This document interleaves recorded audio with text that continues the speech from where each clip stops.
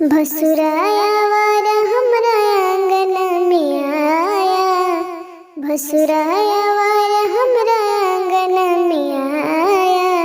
मन जोग लाड़ो के गहना नहीं लाया, तभी नु हम जननी, तभी नु हम जननी।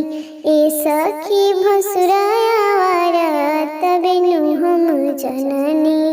पुछला पकहेला महंगा हो कपड़ा, साड़ी के देखी लागे होई जाइला फड़ा।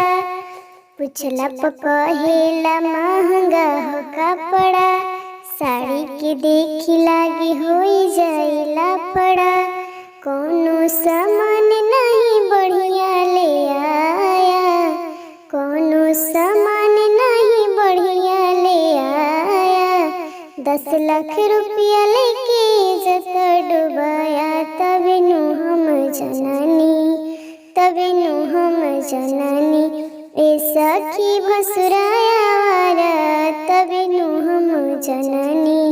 ए सखी भसुराया वारा, तभी नु हम जननी। पितर के झुमका लाइल, पितर के हार हो, पूरा गहना देखी हमर बथेला कपार हो। ऐसन बेशरम को शरम भी न आया, ऐसन बेशरम को शरम भी न आया। पाई पाई खाली रुपया गिनाया, पाई पाई खाली रुपया गिनाया, तभी नु हम जननी। ए सखी भसुराया वारा, तभी नु हम जननी। ए सखी भसुराया वारा, तभी नु हम जननी। भसुराया वारा हमरा आंगन में आया, मन जोग लाड़ो के गहना नहीं लाया, तभी नु हम जननी।